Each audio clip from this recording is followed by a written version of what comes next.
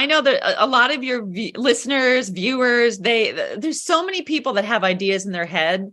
I'm not saying 100% of the time, go do it, but do some homework because you may very well have a really great idea. I'd rather try something and fail rather than go forward and say, I should have done that. And I encourage people, go for it, check it out. And that's, and I'm sure that your podcast has really motivated people to do just that, which is great.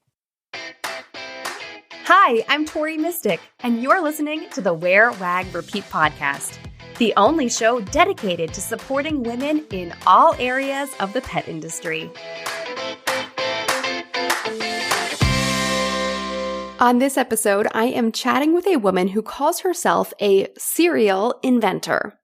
Lisa Lane is always listening to the people around her and what their problems are to see if she can come up with a solution.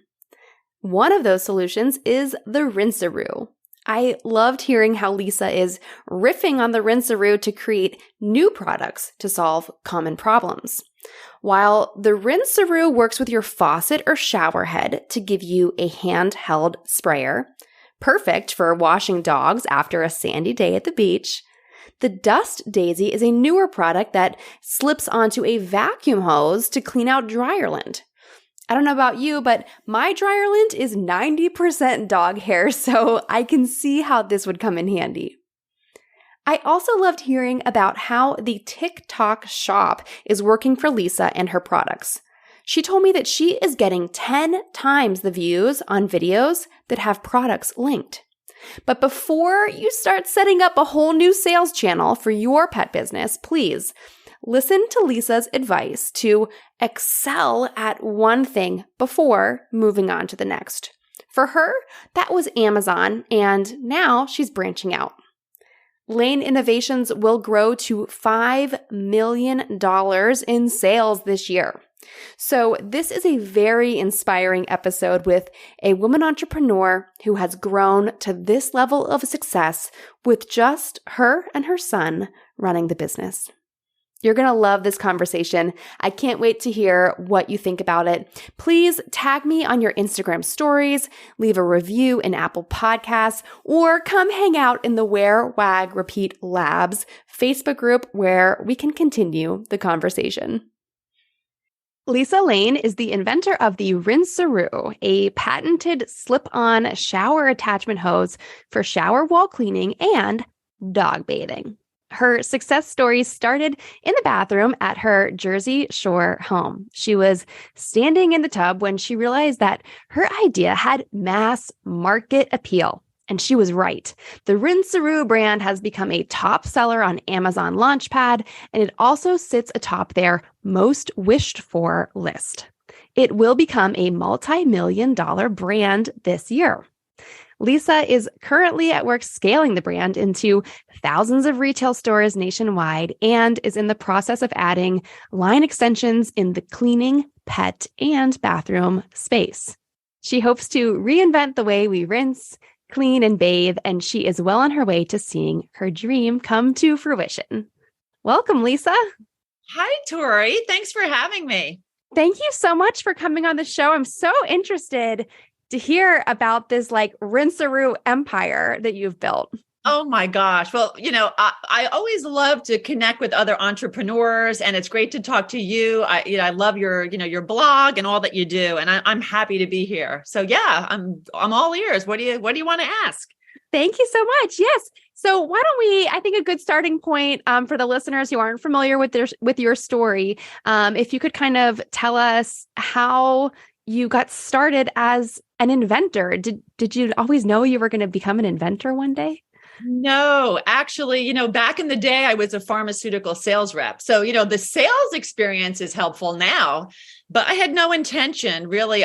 What happened was just an aha moment in my shower. Like you said in the intro, I was at the Jersey Shore. I was cleaning dogs. It was messy. I was using a cup to bathe them. And I thought, gosh, there's got to be a better way. This is ridiculous. So right there in the shower, I kind of came up with the Rinseroo concept. And I thought, wow, this could really be a game changer because everybody has a dog and potentially people could use it to clean their shower walls too. So that's sort of where it started. But no, once I realized I had something, I thought I have to pursue this, but I had no intention of doing it at all and had no idea where to start. So yeah. Well, I think everyone needs to go look up a video when they're done listening to this of how your product works, because like I was watching a video of you, you're like, it slips on in a second, and it really does. And I think that's so amazing because I, as a dog mom for many years, have tried other things that are like, here, this is this dog shower thing. And you have to like disassemble your entire shower head, put in this thing that then leaks. And then it's kind of unsightly on your shower head. That's like nice, like brushed nickel. Then you've got this like gross plastic thing on it. So I love how simple it is to put the Rinseroo on and off. So is that like the standout feature of it, I guess? Yeah, I mean, it's just it's basically it's a problem solver, and I think if anyone has an idea in their head that's a problem solver, you have a winner for sure. Any way you can make someone's life easier by bringing this product to market, it's a home run in my opinion. And like you said, yeah, it's just not convenient. Not everybody has a handheld shower head, or they're renting. I think like 37% of this country actually rents. So, if you're renting, you don't want to swap out your shower head for a handheld. You could grab the Rinseroo, you can attach it. When you move to your next rental, you can bring it with you. It's portable. Yeah, it's just convenient and a great problem solver. And I think that's the key to success with any dog product, really.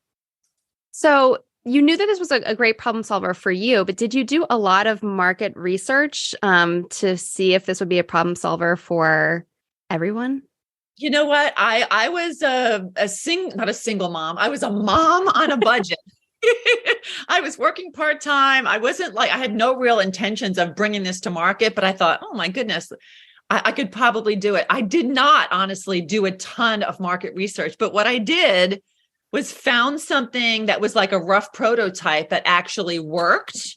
And honestly, I went to my extended family. I'm like, try this out. What do you think? And could you use it? And they're like, yeah, this is pretty cool. But no big budget. I wasn't like reaching out on a mass scale to see where it would apply. I just thought I got some good feedback. I love it myself. And if I love it and can see myself using it, why won't other people? And that was my hunch. And thankfully my hunch really was true. So it was a good bet. Yeah, definitely. Well, and what I think is something cool to point out to people is that, looking at your brand online, and especially looking at Amazon, and you've got several different products now and like tens of thousands of reviews. And like you said, it's going to be $1 million business this year. And you have a very small team. So tell us about who's on your team and how do you how have you done this with such a small number of people helping you? Yeah, Tori, the great thing now, as you know, when you're selling online is you only need a small team, right? You can go onto Amazon, you could go onto Walmart.com, Chewy.com, you could do TikTok. It's just me and my son. So we'll exceed 5 million in sales this year. And it's just me and my son. And that, in my mind, is the beauty of having an e-commerce business. Like, you don't really have to go to retail anymore. The customers are online. They're looking for products. If they go to Amazon, they see your product, you convert the sale right there. And as long as you know how to get something onto Amazon and online and into these eyes of these customers, I think it's pretty easy to do in my opinion. Yeah, it's so different from the old format of like sending a sales team around the country. Like you had this experience, pharmaceutical sales, and like probably traveling a ton and putting in a lot of FaceTime. And it's not really like that anymore. Yeah. I mean, you could, we have gone to a few trade shows to make the contact with the buyers. We made Chewy connections that way. Shop HQ, QVC. The other thing too these days is, and this is what I love, Tori, about what you do, is connecting entrepreneurs, right? We learn so much from each other. Everybody has different connections and different ideas. And the more that we connect and share, we help each other grow. I have been so blessed to have met other entrepreneurs in this business, and I really put a lot of my success into my connection with them. And that's why it's great that you're doing this for others as well. So, Well, yeah. thank you. It's my honor to be able to do this. And it is one of my favorite things that I do, just being able to connect and get to know people, and all my listeners get to know you guys too. So it's like a win-win for everybody. A great service. Well, so speaking of kind of sharing what we've learned to help others, what are some challenges that you have faced that that you've been able to overcome in growing your business? Yeah. Well, again, going back to who I think is listening here, I'm guessing there's a lot of people out there that had ideas in their heads and they're thinking, gosh, should I bring this to market? I was there and I had no clue where to start. I'm like, I had this great idea. Where do I go? Well, there's a lot of people out there that will rip you off. Don't go on, onto the inventors, I forget what that's called. George Foreman. Inventor, come to me, we'll help you invent this. We'll do this. Like Inventor Land or something like that. Yeah. I forget what it's called, but I would suggest go, and I got all sidetracked and I forgot what the question was, but I was going to suggest that people go online, read books about how to make it happen. I actually used a book. It was called The Mom Inventor's Handbook, How to Make Your Idea into the Next Big Thing. The author is Tara Monosoff, and that book told me exactly what I had to do. They told me how to calculate my margins. They told me how to figure out how to find a supplier, how to find an engineer, how to find out if the market is big enough. Are you going to be able to make money? This is all available online. You could, thank God for the internet. You can dig and figure it out on your own without hiring these companies that are apt to try to rob you, in my opinion. But and then connect with other entrepreneurs. How did you get there? What did you do? How did you make it happen? People are willing to offer their advice. I certainly do, and I've learned from so many others in the same way. Yeah, and that's just such a reoccurring thread that kind of has gone through this whole podcast, is just reach out and ask people for help. And every guest I've ever had on is like, reach out to me. I'm happy to help, happy to answer questions. Because like you said, the people who've, if you don't reach out, you don't know that something is a scam, but someone else has experienced it and can advise you not to do that or something like that. I've heard stories of doing those like inventor programs where then that company owns your patent. You don't own your patent. And there's just like so many horror stories out there. Yeah. Yeah. So do your research. And, the beauty now too, like we're, you can Zoom now. You don't have to travel to meet these other entrepreneurs. You could invite each other, have a Zoom meeting, and 10 or 15 minutes, you could get a wealth of information. It's it's a great way to do it. Yeah. Okay. So one question I was thinking about asking you, Lisa, since you do kind of, you touched on Amazon and QVC and trade shows and all this stuff. You do so many things. Is there something that sticks out as like, my business wouldn't have grown without this, whether it's being on national television or going viral on TikTok? Is there something that you're like, thank God for that? Well, I have a lot of ideas in that regard, but I would say number one, Amazon. 90% of my business is on Amazon. And I know a lot of people like to poo-poo Amazon and say, if you have something successful, all these other people will copy your invention. That's a bunch of baloney. You have to be on Amazon, in my opinion. I mean, you could be an Etsy seller. Maybe you're making handmade items, but if you want to have a mass market product and sell it to millions of people, potentially, where are they? They're on Amazon. The other great thing about going to Amazon to sell, once you're set up, you're ready to roll. You could do some ads, but people come to Amazon, they're not browsing, they're not Googling, they're on there to buy. And if they see your product, it converts to a sale. So I would say absolutely do your homework with Amazon, be smart about it. A lot of people just pop things on there to see if it sells. There's definitely a strategy to being successful on Amazon. You have to do it the right way. I would suggest get a book, read about how to do it, how to create a listing, do keyword research, start with Amazon. And then when you have success on Amazon, things will blossom from there. You could prove market worth. You could go to other platforms. You could go to walmart.com. You could reach out to the Chewy buyers and say, hey, look at what we sold on Amazon. That's how I got the Chewy buyer.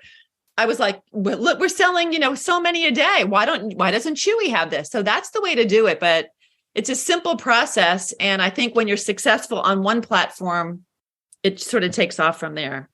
I like that advice. Just kind of focus on growing one thing really big to kind of prove your concept and then go from there. Because I think there's so many things out there. It's like squirrel brain, that you're like, oh, I'm going to try this. Oh no, I'm going to try that. Yeah. And then nothing really takes off. So it is good to focus when we can. And back in the day, I think a lot of people, well, even now people say, well, I'm going to build a website up and I'm going to do search engine optimization.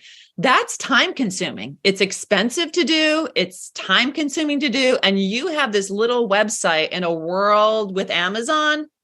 How's anybody going to find you? You really have to have a lot of cash to put into that website, or you have to be the best SEO person in the world to get people to find that. Lately, though, I'm a fan of TikTok. Social media too, right? Yes. Well, let's talk about TikTok. So you've had many viral videos. You've got a great following on TikTok. I've seen your viral videos before I even knew I was going to interview you, and just realized like 15 minutes ago, oh, I know her. So you've had a lot of like, big videos on there, but you're also using the TikTok shopping feature, shops feature, whatever it's called. How is that going? Well, I think the idea behind TikTok, and, you have to be somewhat outgoing, but people love to see the inventors of those products actually talking about them. Like I go on, I'm like, hey, I'm the inventor, thanks for your support. And this is what my product does. There's a connection there where these viewers are like, oh, I can relate to this person. That's a real person using their product. So I love that, number one, just to be able to connect with people and get a following. But the TikTok shop is a new program that TikTok is offering, and not a lot of people are even aware of it. But right now you can set up, as long as you have a business, you can set up your own TikTok shop. You upload your products to the portal. You just throw a couple images on there. You do a description and boom, you're up and running. And then the beauty of the shop is you can connect with influencers, like in the pet industry, for example. You can have an affiliate program within your shop and give them, you can designate how much you want to pay them, let's say 10%. And then you can reach out to these influencers that have these, potentially hundreds of thousands of followers and say, hey, I have this great product. Why don't you link to my shop and you'll get 10% of all sales? And a lot of them honestly will do just that. You don't have to pay them big bucks. I like to pay for performance. So I'm like, hey, if you sell, you get the commission. So it really works out well. The other great thing, you mentioned the viral videos. Yes. Honestly, what happens if you're linking your products to TikTok shop, TikTok will help blow your videos up. That is a secret that not a lot of people know. I am surprised. I thought you were going to say the opposite, because I feel like that's something people say is like, if once you start paying for ads on Instagram, then all your posts that are not paid for kind of plummet. So I thought you were going to say the opposite, but your account's been exploding. Oh yeah. Well, I mean, keep in mind, TikTok shop is a new idea, right? So TikTok is doing their best to help grow it. They want people to participate. They want influencers to link with product shops. So I'll tell you, I'm not even exaggerating. I think they blow it up at least 10 times what you normally would get as far as viewership if you link products. Interesting. Yeah. I mean, I don't have a ton of followers, maybe 20,000. So maybe in the past, I might get, 5,000 views, a couple of orders. I link a product in there, boom, millions of views and new followers. So it's a great way right now, especially because they're growing it. Maybe down the road, there'll be a ton of people on TikTok shop, but right now there's only a few people doing it. And I think it's a great way to take advantage of a great situation that can really help you connect with your customers, grow your followers. And the other thing too, when you link things on TikTok Shop, if you have something on Amazon, guess what? They also go to Amazon and they blow up your Amazon sales. So it's a win-win in my book. Yeah. Well, that makes sense because I remember earlier this year when there was the TikTok like deposition or whatever at Congress, they had this big campaign about how TikTok helps small businesses, and they were running all these promoted videos, and they had this whole PR machine about all the small businesses in America that have succeeded because of TikTok. So this actually makes a ton of sense.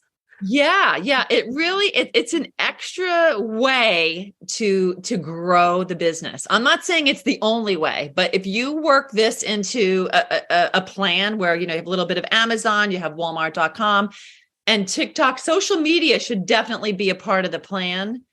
And what a great way to connect to people and have followers. You get a new product that launches, boom, you have a TikTok audience. All you have to do is post your video and you can get some sales right away. I love it. Yeah. Well, and you're great at being in your videos, and you come across as just like a regular mom who's like, I needed this thing and you needed this thing. And so I made this thing. Here you go.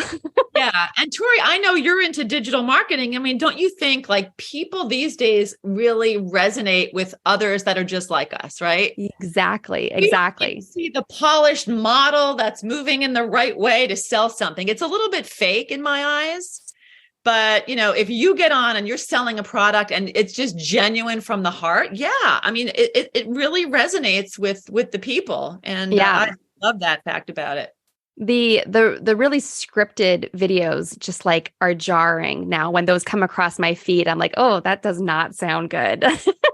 Yeah. Just to be off the cuff. And not everybody can do that. But hey, if you have a friend that knows how to do it and you just let them do your videos. It's an easy thing. It's only a minute or half a minute long. Just get them to talk about it for a little bit and see what happens. Yeah. Okay. So we have kind of talked about the Rinseroo, and you had just mentioned, building up your following and how valuable that can be when you launch a new product. So you do have additional products other than the Rinseroo, and a couple that I saw that I thought would be great for dog parents or pet parents as well is one is the dust daisy, correct?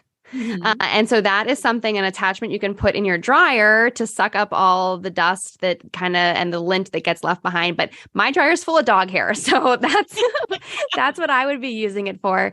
And then you also have these leak lock little doodads that can go over your toiletries when you're traveling to prevent leaks. But I was thinking when I travel with my dogs, if you travel with like CBD oil, or if you have a half open wet dog food or bone broth or something, this would be such a handy little thing. So how do you decide what to add to your product catalog? Oh my God. Well, first of all, you're giving me a new idea. I need a new category for my leak locks. I'm going to go like dogs and Lisa, dogs. I can relate anything to dogs. Give me anything and I'll find how it's related to dogs.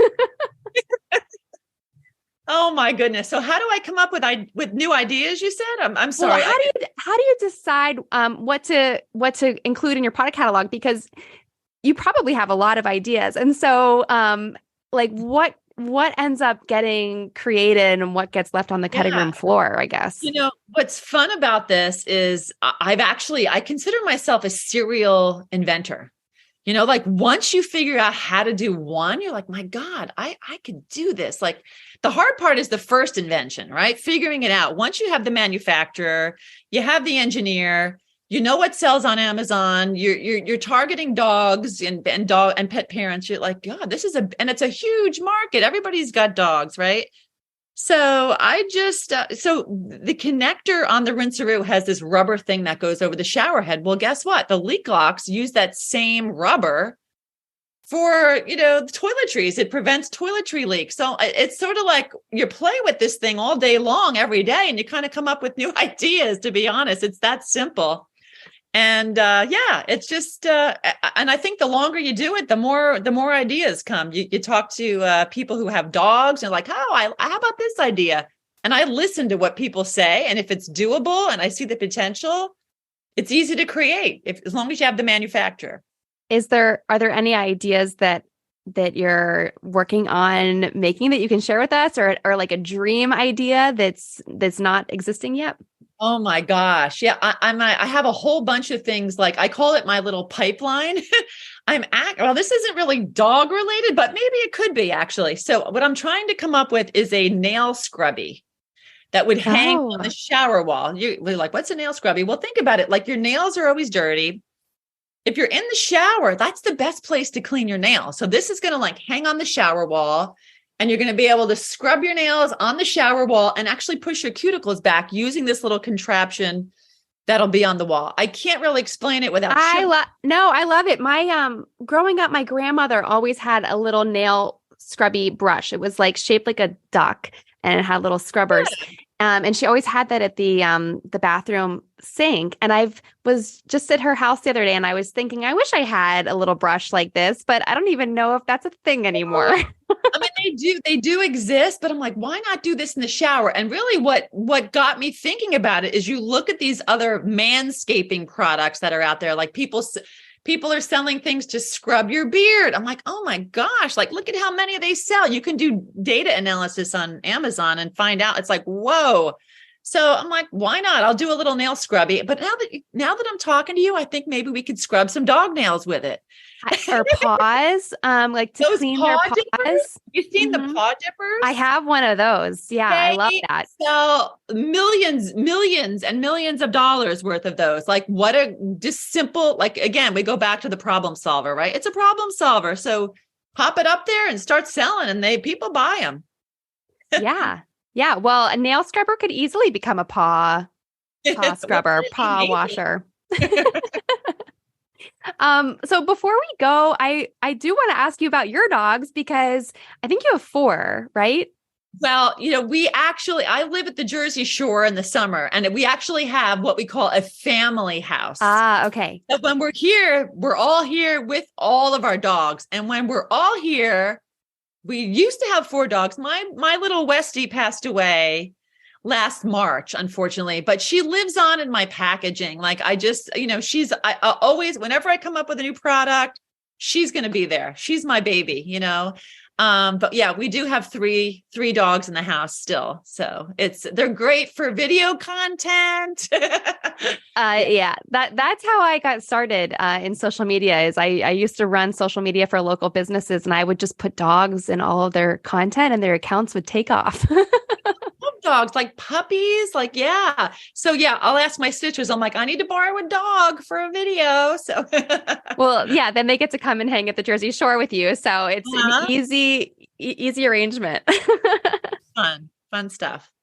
Well, thank you so much, Lisa, for telling us all about your journey. And you just have such a positive, inspiring attitude. Like, I want to go out and invent something now. Oh my gosh. Yeah. No, like I said, I know that a lot of your listeners, viewers, there's so many people that have ideas in their head. I'm not saying 100% of the time, go do it, but do some homework, because you may very well have a really great idea.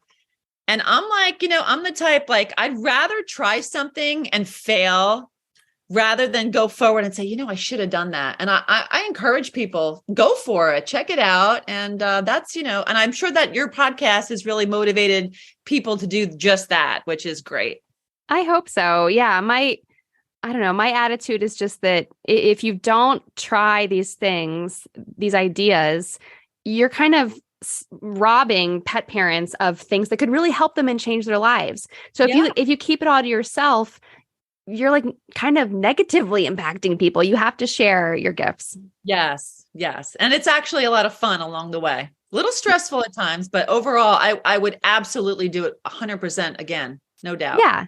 I mean, yeah, it can be a little stressful to be self-employed, but the payoff is worth it. So mm-hmm. Yeah. Okay. So where can people go? Obviously, Amazon is a good place, but where else can they go to learn about Rinseroo? Well, I just touted my TikTok shop. So if you go to TikTok, we're Rinseroo, Rinseroo. We're also on Instagram, official Rinseroo. And, we have Rinseroo Facebook, but generally anywhere Rinseroo, that word, if it's social media. We don't have I'm trying to think of, Twitter. We have no Twitter. I haven't seen a connection with Twitter, so we don't have that. But other than that, we're Rinseroo, and we're generally around on social media. And our website is rinseroo.com. Okay, excellent. Thank you again for your time and for sharing your story with us. Thank you, Tori. It was really enjoyable being here. I wish you success. I love what you're doing. Thank you for connecting other entrepreneurs. And if anybody, I'm happy to reach out and share and help, and because I can learn from everybody out there as well. I appreciate it. Yes. Yeah. Thank you so much. Thank you. Some of the best conversations happen after the episode.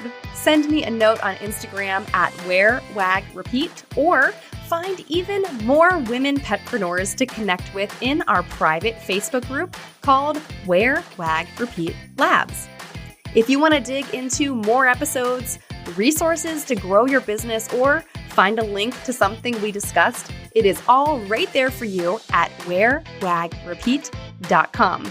I'll see you back here next Wednesday for a fresh conversation.